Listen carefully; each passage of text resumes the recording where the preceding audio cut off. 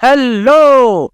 तो दिवाली ये एक ऐसा दिन है जिसका सबको इंतजार रहता है, खासकर लौंडों को इंतजार रहता है, क्योंकि इस मौके पे वो अपना हर बदलाव पूरा करते हैं। अगर उनके ट्यूशन वाले टीचर ने उन्हें डांटा होगा तो उसके घर में रॉकेट छोड़ देंगे। Gone.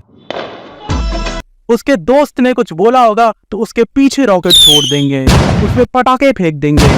और जो लड़कियां पूरे साल भर संस्कारी नहीं रही, इस दिन संस्कारी बन जाती है और रंगोली बनाने लगती है, चाहे आए या ना आए।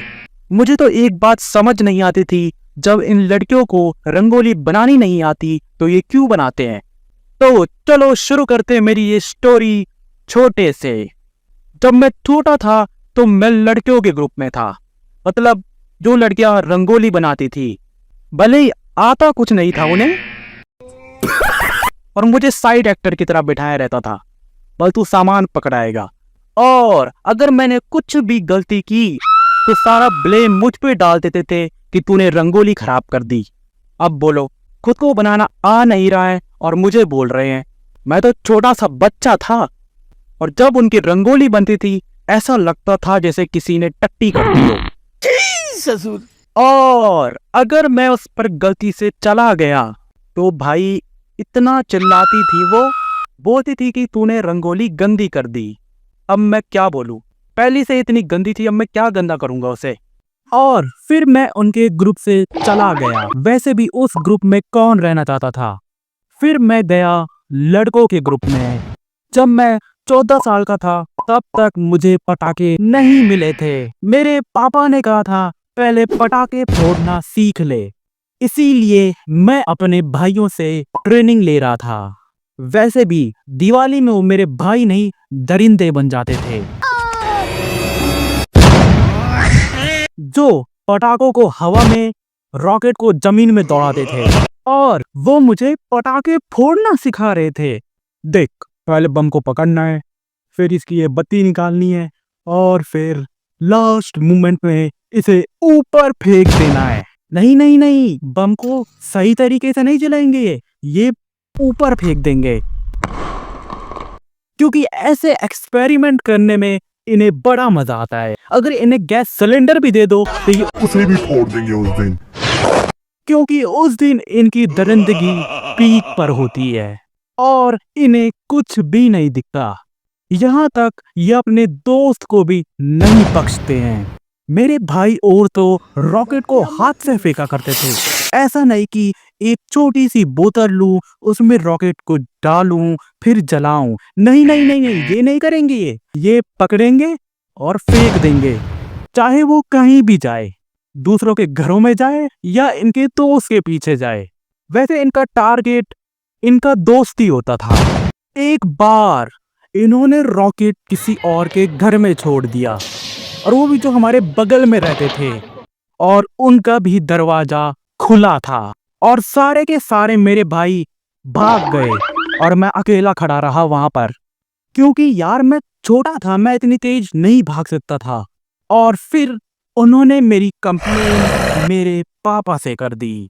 पहले पटाखे नहीं मिल रहे थे और अब तो मिलने ही नहीं वाले थे। और फिर अगले साल भी मुझे पटाखे नहीं मिले और मैं अपने भाइयों को देखता ही रहा। पर वो जो मुझे सिखा रहे थे वो मैं सीख रहा था, और इस बार तो उन्होंने हद ही कर दी। बम को गोबर के अंदर लगा दिया और फिर उसे फोड़ दिया, और जितने भी वहां पे लोग थे उन पे गोबर के छींटे पड़ गए। मतलब बम को गुलैट से फेंका जा रहा है, फुलझड़ी पर चरखी लगा के घुमाया जा रहा है। और जब मैंने अपने भाइयों को बोला कि भैया इसे ऐसे क्यों फोड़ रहे हो, ऐसे नहीं फोड़ते हैं इसे, तब उन्होंने बोला अरे भाई, सिर्फ पटाखों को फोड़ना नहीं होता, मजा भी आनी चाहिए। और जब मैं उनके साथ सीख रहा था, मजा तो बहुत आ रही थी भाई। वो जो हम नए नए एक्सपेरिमेंट कर रहे थे बम के साथ, वो अलग ही हो रहा था। और बारूद बम से बाहर निकाल के जला रहे हैं, मतलब दुकान वाला उसमें बारूद भर रहा है और ये उसे बाहर निकाल रहे हैं। तब अगले साल मुझे पटाखे मिल गए थे जब मैं 16 साल का हो गया था। फिर जैसे मैं उनसे सीखा था वैसे ही तो मैं करूंगा। और जो मैंने तुम्हें बोला था कि मेरे दोस्त ने अपने टीचर के घर में रॉकेट छोड़ दिया था, वो मेरे दोस्त ने नहीं, मैंने किया था रियली में। क्योंकि वो पढ़ाता कम था और बोलता ज्यादा था, तो मैंने भी सोचा मैं नहीं, अब मेरा बम बोलेगा, और छोड़ दिया। फिर मेरे घर आई थी मेरी बहन जिसके साथ मैं बचपन में रंगोली बनाता था, और तब मैंने उस पे रॉकेट फेंक दिया। वो तो अच्छा हुआ वो नीचे झुक गई, वरना खेल खत्म हो जाता। वैसे मैं फेंकना नहीं चाहता था पर चला गया था। तो अभी के लिए इतना ही।